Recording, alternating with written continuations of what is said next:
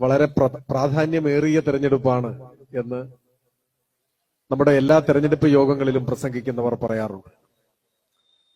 സത്യത്തിൽ എല്ലാ തെരഞ്ഞെടുപ്പുകളും പ്രാധാന്യമേറിയ തെരഞ്ഞെടുപ്പുകൾ തന്നെയാണ്. പ്രത്യേകിച്ചും ലോകത്തിലെ ഏറ്റവും വലിയ ജനാധിപത്യ രാജ്യത്തിലെ തെരഞ്ഞെടുപ്പ്, ഇന്ത്യ ആര് ഭരിക്കണം എന്ന് നിർണയിക്കപ്പെടുന്ന തെരഞ്ഞെടുപ്പ് പരമപ്രാധാന്യമുള്ള തെരഞ്ഞെടുപ്പാണ്. എന്നാൽ ഈ 17ാം ലോകസഭാ തെരഞ്ഞെടുപ്പിന് പതിവിൽ കവിഞ്ഞ പ്രാധാന്യമുണ്ട്. സാധാരണഗതിയിലുള്ള പ്രാധാന്യത്തെക്കാൾ കൂടിയ പ്രാധാന്യം, വർദ്ധിച്ച പ്രാധാന്യം. അതുകൊണ്ടാണ് ഈ തെരഞ്ഞെടുപ്പിന്റെ പ്രാധാന്യത്തെക്കുറിച്ച് എല്ലാ ജനാധിപത്യവാദികളും കൂടുതൽ ഊന്നി പറയുന്നത്.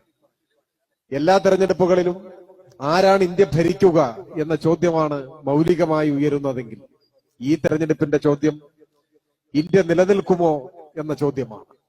ഈ രാജ്യം നാളെയും നിലനിൽക്കുമോ എന്ന ഏറ്റവും പ്രാധാന്യമേറിയ രാഷ്ട്രത്തിന്റെ നിലനിൽപ്പുമായി ബന്ധപ്പെട്ട ചോദ്യമുയരുന്ന തിരഞ്ഞെടുപ്പാണ് ഈ തെരഞ്ഞെടുപ്പ്.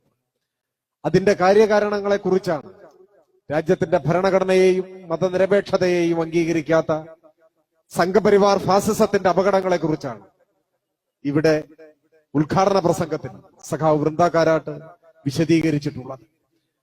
അത്രയധികം വലിയ ഒരു അപകടാവസ്ഥയെ നമ്മുടെ രാജ്യം നേരിടുകയാണ്.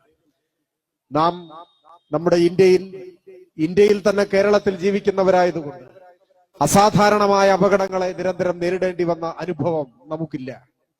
പക്ഷെ ലോകത്തിന്റെ എല്ലാ ഭാഗങ്ങളും ഇങ്ങനെയാണ് എന്ന് നമ്മളാരും കരുതരുത്. കുറച്ചു നാളുകൾക്ക് മുൻപ് പത്രമാധ്യമങ്ങളിൽ, ദൃശ്യമാധ്യമങ്ങളിൽ നമ്മുടെ മനസ്സിനെ വല്ലാതെ അലോസരപ്പെടുത്തിയ ഒരു ചിത്രം നിങ്ങൾ ഓർമ്മിക്കുന്നുണ്ടാവും.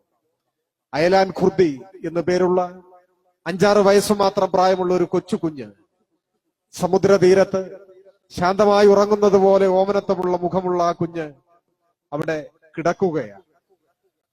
മരിച്ചു കിടക്കുന്ന ദൃശ്യമാണ് നമ്മൾ കാണുന്നത്. ആ കുഞ്ഞ് ചേതനയേറ്റ ഒരു ശരീരമാണെന്ന് ആദ്യം നാം തിരിച്ചറിയുന്നില്ല. ലോകത്തെ മുഴുവൻ കരയിച്ച, ലോകമനസാക്ഷിയെ പിടിച്ചുകുലുക്കിയ ആ കുഞ്ഞിന്റെ ദുരന്തം എങ്ങനെ സംഭവിച്ചതാണ്? അത് ലോകത്തിലെ വംശീയതയുമായി ബന്ധപ്പെട്ട ആക്രമണങ്ങൾ, കൊലപാതകങ്ങൾ, പലായനങ്ങൾ, അങ്ങനെ സമാധാനമായി ഉറങ്ങാൻ നിവൃത്തിയില്ലാത്ത ജനവിഭാഗങ്ങളുടെ സങ്കടങ്ങളുടെ ഒരു നേർചിത്രമാണത്. അനുവദനീയമായ അളവിൽ കൂടുതൽ ആളുകൾ തിങ്ങിക്കയറിയത് മൂലം സമുദ്രത്തിൽ വെച്ച് തകർന്ന ബോട്ടിൽ യാത്ര ചെയ്ത് എല്ലാവരും മരിച്ചപ്പോ അതിൽപ്പെട്ട ഒരു കുഞ്ഞാണ്.